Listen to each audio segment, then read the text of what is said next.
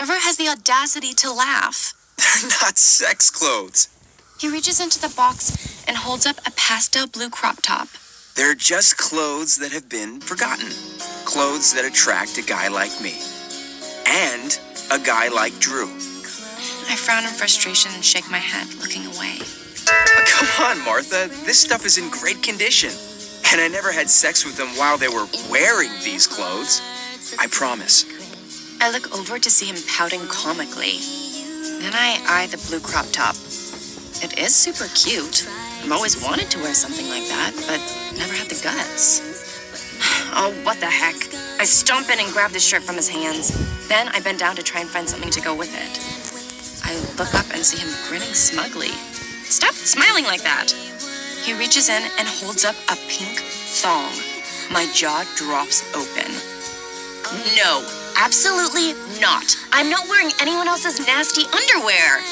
Trevor bursts into laughter as I snatch up a skirt from the box. I head into his bathroom to change and slam the door.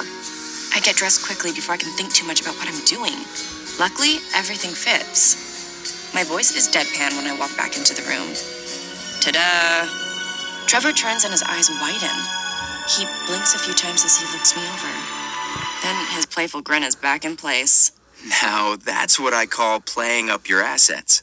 Much better. His compliment embarrasses me and warmth floods my cheeks. Trevor must notice because he says, Man, you sure blush easily. His playful grin turns wicked. You may want to turn away. Then he drops his towel. Trevor, what the? I spin around and face the wall. It's too late. The image of his you-know-what is in my head. Sorry, couldn't resist. You're way too easy to fluster. Just shut up and get dressed already. And let me know when it's safe to turn around. Oh, come on. It's just a little nudity. Nothing you haven't seen before. And as you probably saw, I have nothing to be ashamed of. I hear him buckling his belt loop, so I turn back around. He's right. I'm flustered. Well, I have nothing to compare it to, so I wouldn't know. I say stupid things when I'm flustered. He pauses while putting on his shirt. He looks at me, his eyes wide. I can see the question on the tip of his tongue. But there's no way we're talking about this. I am absolutely not telling Trevor Holt I'm a virgin. Even though he's probably guessed it. I decide to flee before I can humiliate myself further. I'm going to put my clothes in my room. Meet you outside. 10 minutes later, I'm in the passenger seat of a sports car. Despite the earlier awkwardness, I'm feeling a bit more relaxed. Dare I say, giddy about the night to come? Okay, I need you to remember 3 things. 3 simple things are necessary to get a man's attention. I'm listening, Mr. Expert. Number 1, make eye contact.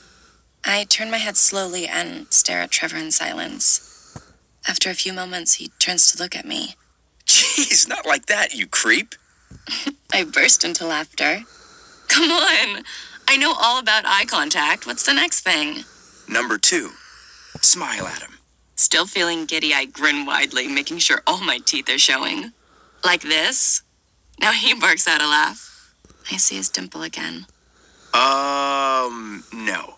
You look like the Grinch. We laugh together this time. Number 3, find casual ways to touch him. A quick hand on the arm, a light touch on the bicep. He'll know what game you're playing if you do that. I slump in the seat, the giddy feeling fading a bit. I don't want to play games. I want him to take me seriously. Trevor parks the car, then looks over at me. His eyes look a bit sad. This is Drew we're talking about here. Before I can get defensive, he's out of the car and opening my door for me. As I step out, I make eye contact with him. I smile gently and grace his arm with my fingers. Thank you, Trevor. Thank you for helping me. He stares at me quietly for a few moments. I'm beginning to think I did it wrong, but then... That was good. Nice job. You think so? Yep. I think you're ready. We walk up to the door and I can already hear the loud music. Suddenly, I'm panicking again. Who do I think I am going to a party like this? I start to back away. Oh, no you don't. I'm so nervous I drop my phone. Trevor picks it up off the ground and shoves it in his pocket. We're going in, Butterfingers. He puts his hand on my lower back and leads me inside. We, Trevor, I should say, are greeted enthusiastically by our peers, especially our female peers. God, can they be any more obvious? They're practically undressing him with their eyes. I'm ripped from my thoughts by Trevor's next words. What's up, everyone? This is my girlfriend, Martha.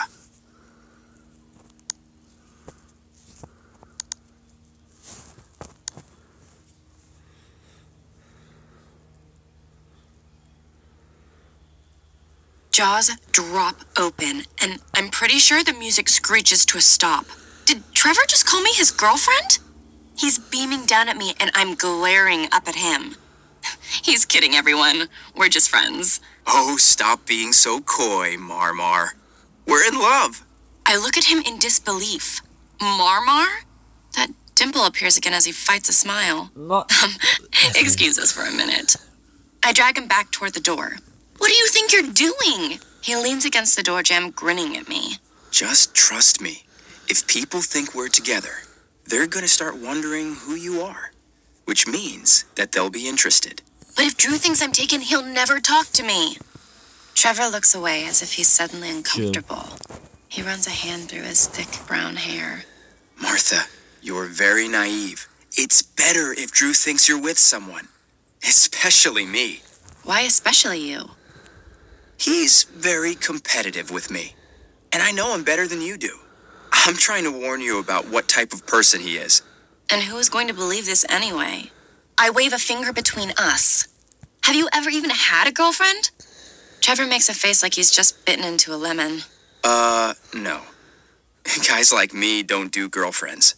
We do one-night stands. I want to ask what he means by guys like him, but a shadow suddenly falls over us.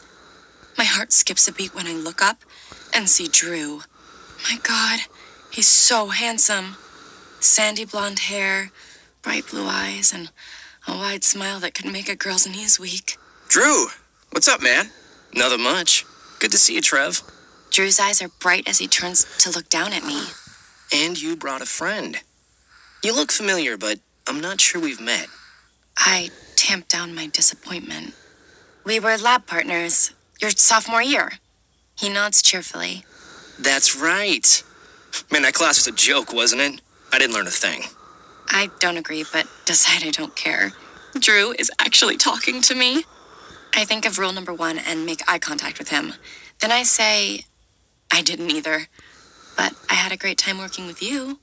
His grin widens as he looks into my eyes. 1 second, 2 seconds. So, where's the beer? Trevor interrupts a bit loudly, in my opinion. Outside in the coolers. Say, why don't you two grab a few and come to the dining room? We're getting a game of drink or dare going. Sounds like fun. We'll be there. Sweet. Drew winks at me before he walks away. Trevor sighs, probably at the sight of my red cheeks.